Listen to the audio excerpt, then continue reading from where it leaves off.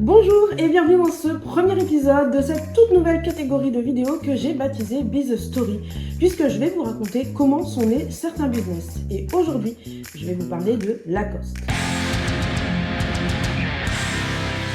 Tout le monde connaît Lacoste, les fameux polos avec les petits crocodiles brodés dessus et qui coûtent un bras. Mais savez-vous comment est née la marque qui a désormais plus de 90 ans ?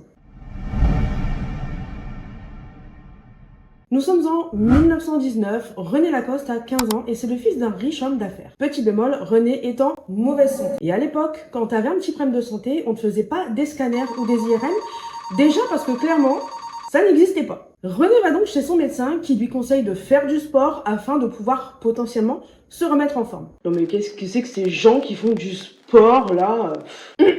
Notre bon René a alors le choix entre 3 sports qui sont mondialement reconnus, parce qu'il n'est pas question qu'il fasse n'importe quoi non plus. Et donc entre le polo, le tennis ou le cricket, il a choisi le football. Non, pas du tout. Il a choisi le tennis. Mais attention, son daron lui a dit que c'est ok qu'il fasse du tennis de façon professionnelle, mais seulement si le gamin devient champion du monde dans 5 ans.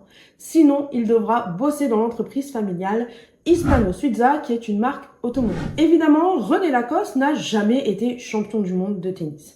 Mais son père, lui, a tout de même permis de continuer sa carrière sportive. Il a quand même un joli palmarès de trophées en France, au Royaume-Uni et aux États-Unis. Il a remporté l'Open de France et Wimbledon en 1925, par exemple. Pas rien. Et il a même été sélectionné pour représenter la France lors de la Coupe Davis de 1923. Bref, c'est grâce au tennis que la marque Lacoste est née. Mais comment ? Lors de l'US Open de 1926, René était considéré comme le grand favori.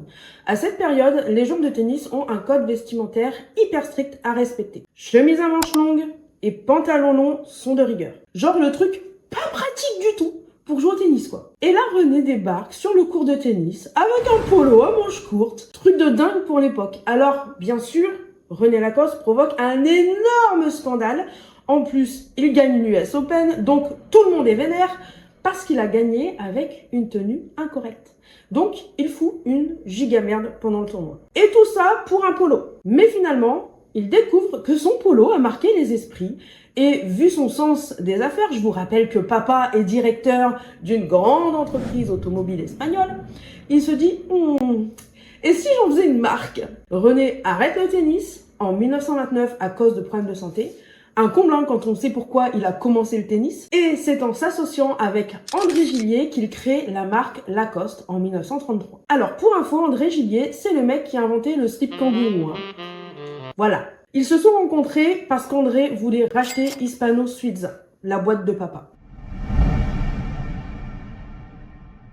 On le sait tous, la marque Lacoste est hyper connue pour son petit croco brodé sur les polos et tous les autres produits dérivés. Mais pourquoi un croco et pas une baleine, une loutre ou une autruche ? Alors il y a 2 versions pour ça. La première, ça serait qu'il aurait fait un pari avec le capitaine de l'équipe de France de tennis pendant la Coupe Davis de 1925. Si René gagne un match important, le capitaine lui offre l'attaché-caisse en alligator sur lequel il a craqué juste avant le tournoi. Comme il a gagné, il a reçu la valise en cuir de reptile tant convoitée et ne s'en séparait jamais. L'autre version, c'est que René était surnommé l'alligator par la presse américaine dans les années 20 parce qu'il ne lâchait jamais ses proies. Autrement dit, ses adversaires sur le court de tennis. Du coup, avec ces 2 versions, on découvre qu'en fait, l'emblème de la marque, c'est pas un crocodile, mais un alligator. Même si l'un comme l'autre, c'est un gros machin gris-vert avec des dents pointues et un putain de sale caractère, quoi. Et si jamais vous n'arrivez pas à différencier le crocodile de l'alligator, sachez que le crocodile, c'est celui qui est à côté de l'alligator. C'est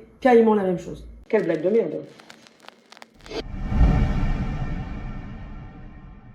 Le polo blanc en maille de coton jersey petit piqué avec la bestiole verte débarque donc dans les commerces en 1933 et ce fut un incroyable succès jusqu'à la Seconde Guerre mondiale où toute la fabrication a dû cesser. Mais une fois la guerre terminée, la fabrication de ce vêtement, symbole de l'élégance sportive et d'élitisme, reprend de plus belle et devient de plus en plus prisée, notamment car c'est la toute première marque à mettre son logo sur un endroit visible du vêtement. Avant ça, on mettait le logo à l'intérieur, probablement sur une petite étiquette qui gratte là, que tu finis par couper parce que ça t'énerve quoi.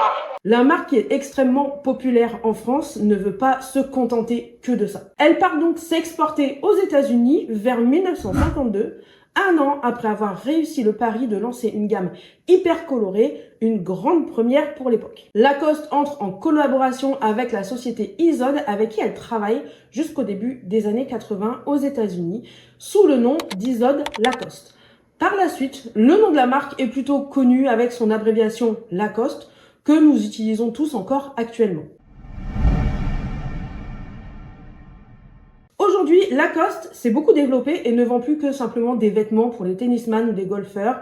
Désormais, Lacoste produit des baskets, des montres, du sac, du parfum, des lunettes de soleil. Et tout ça grâce au fils de René, Bernard Lacoste, qui a repris l'entreprise en 1963. Son objectif était de concevoir une collection pour les jeunes et d'élargir le domaine d'activité. On peut donc dire que c'est franchement une réussite. Moralité les amis, si votre médecin vous conseille de faire du sport, écoutez-le.